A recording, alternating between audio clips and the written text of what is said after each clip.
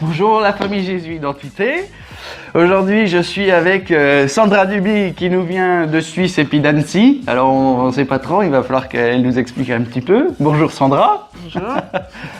J'ai appris que le lac d'Annecy était quasiment sec, les pédalos on ne pouvait plus les louer, c'est terrible. Hein. Oui, on a perdu 1 mètre quand même. 1 mètre. Oui, à l'heure actuelle où on vous parle, il y a une sécheresse en France incroyable. Peut-être que Dieu veut parler à la France, on ne sait pas. Donc Sandra, je crois que dans ton parcours, tu as été t'es psychologue de formation, tu as été aussi top modèle pour une compagnie qu'on ne citera pas. Oui. Et tu as eu un cheminement où tu as rencontré Dieu dans une chambre d'hôtel, si j'ai bien compris. Ah, Est-ce que bien tu veux déjà. Ouais. Est-ce que tu veux nous parler un petit peu de tout ça? Et comment ça s'est combiné dans ta vie? Parce qu'il faut que je vous dise aussi, elle est maman de 6 garçons. C'est fou, hein, comme quoi. Ouais. Notre vie, elle peut changer du tout au tout. Donc, je me suis fait rencontrer par Dieu, que j'avais déjà... j'ai déjà connu un peu Jésus dans le milieu catholique où j'étais. À ma première communion, j'étais touchée par Jésus.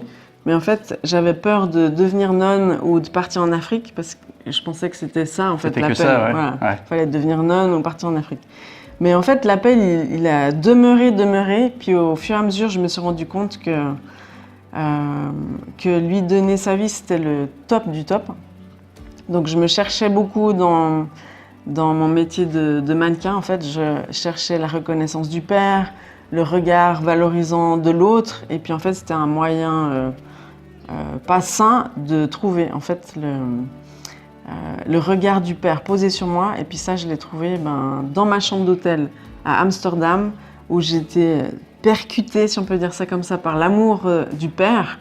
Et puis je savais au fond de moi que c'était Jésus, quoi. Le Père, Jésus, le Saint-Esprit, c'est la Trinité, il se présente à vous. Et puis après, j'ai dit, il faut que j'aille à l'église absolument.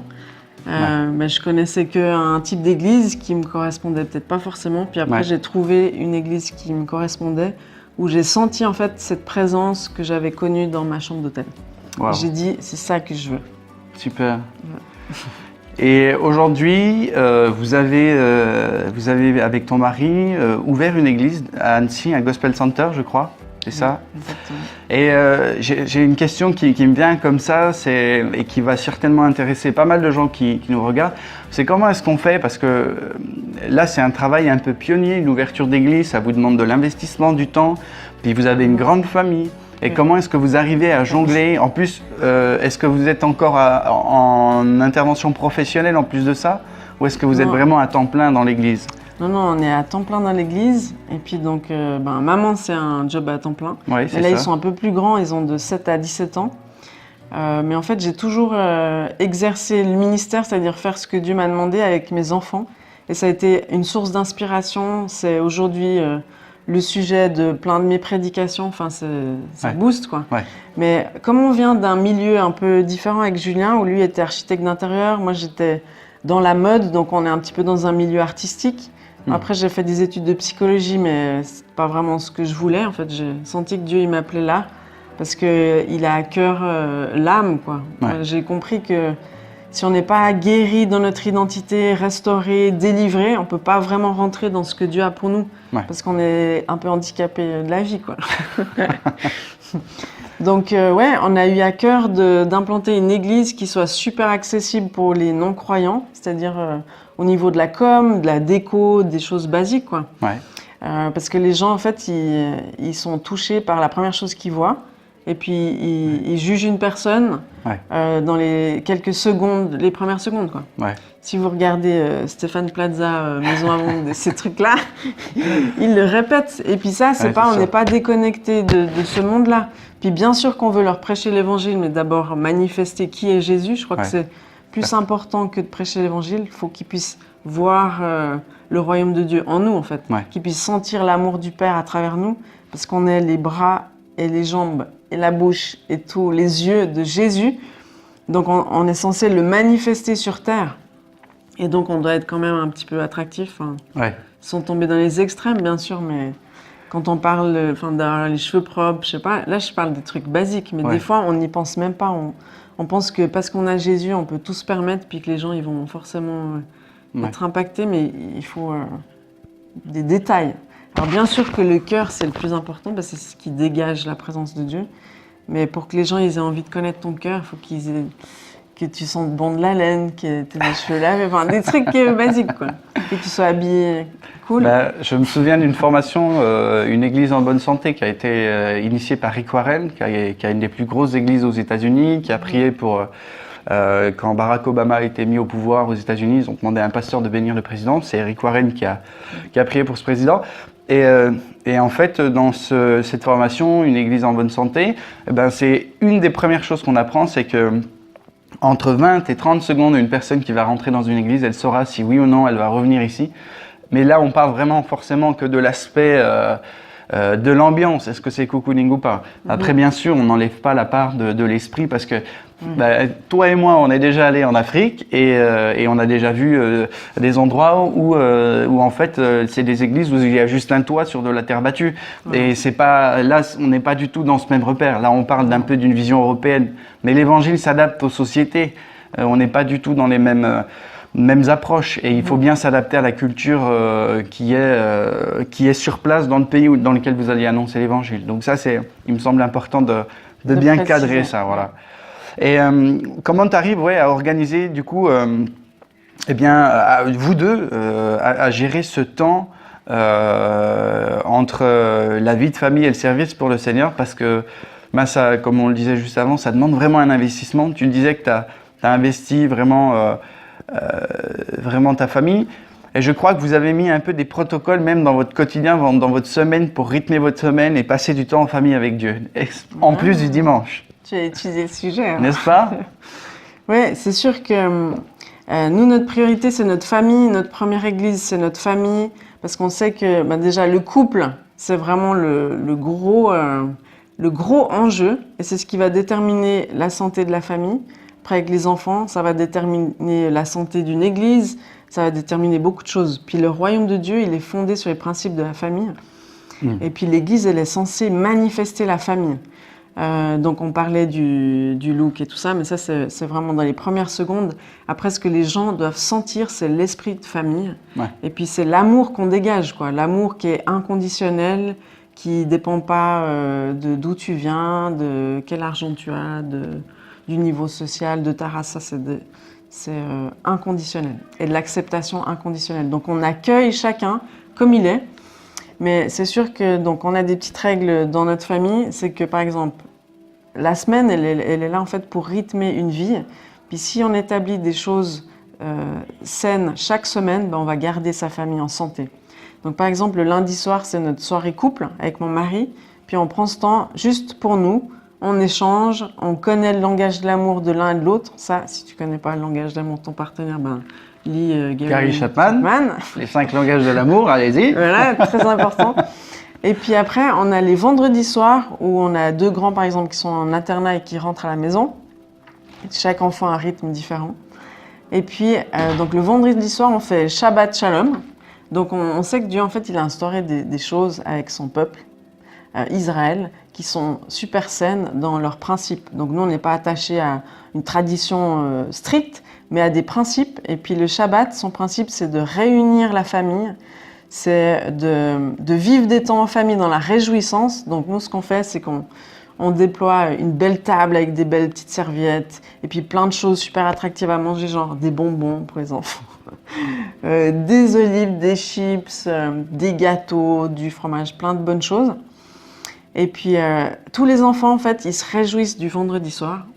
Mais on fait pas que ça. Après, moi, j'allume les 3 bougies qui sont un peu symboliques du Père, du Fils et du Saint-Esprit. Et je déclare à chaque fois, Dieu est bon, il nous aime, tout ce qu'il fait pour nous est bon. Et puis, il est Père, Fils et Saint-Esprit. Comme une famille qui a le même rôle que le Père, que Dieu le Père, la Mère, que le Saint-Esprit dans le rôle, et puis de Jésus et les frères et sœurs. Donc, c'est important de valoriser la famille.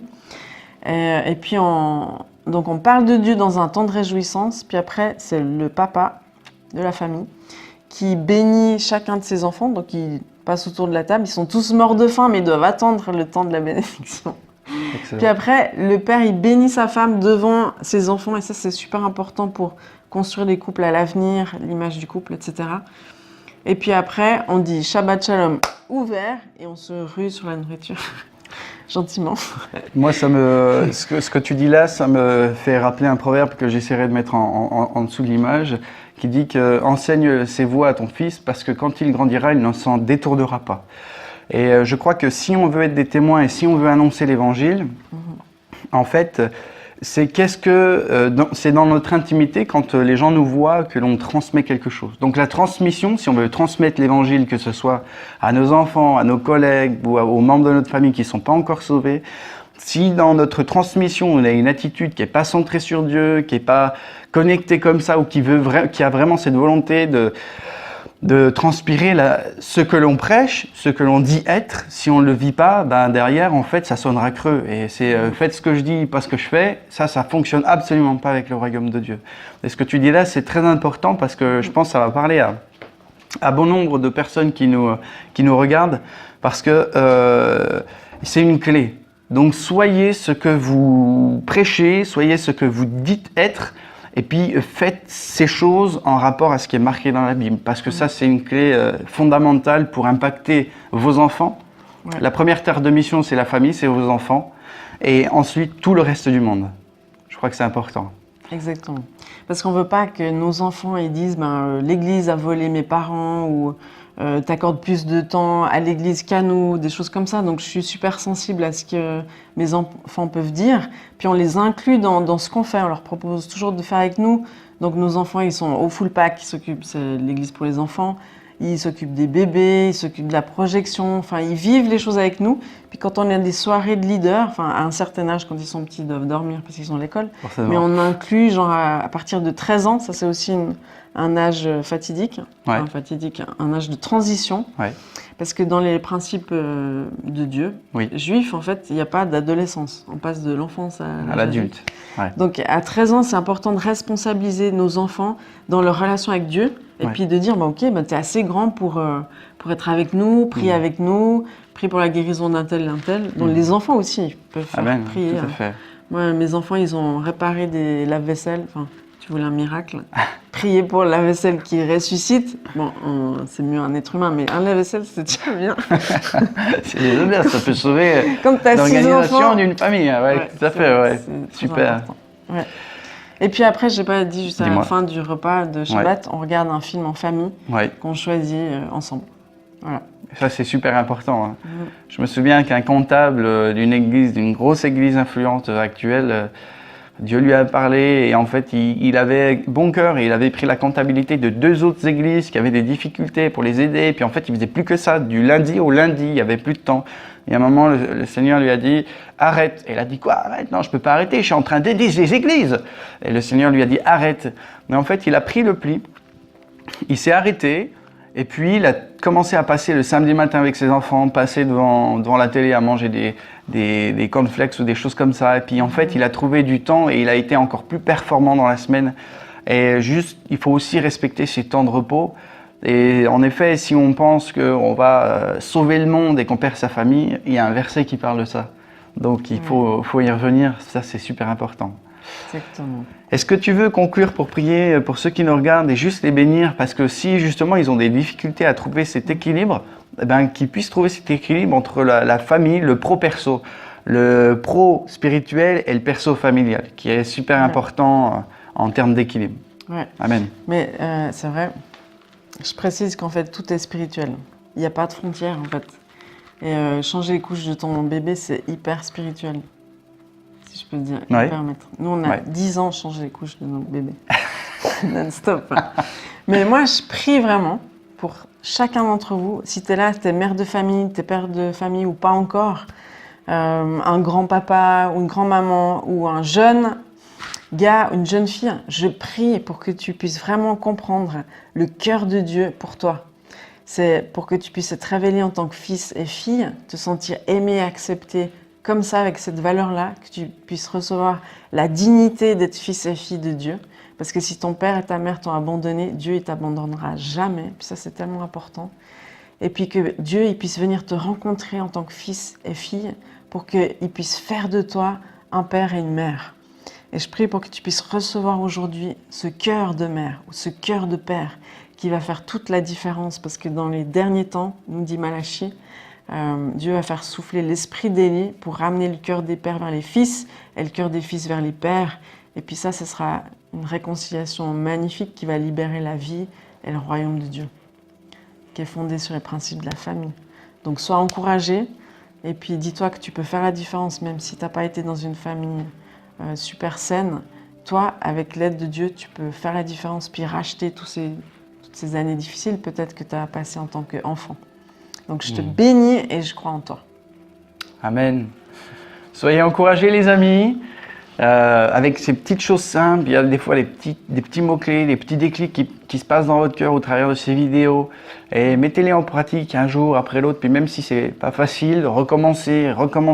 Quand vous n'y arrivez pas, recommencez. Et vous verrez, il y a un changement qui va venir s'instaurer. Et on veut vraiment vous bénir dans le nom de Jésus. Merci Sandra. Avec plaisir. Ciao les amis. Ciao, ciao.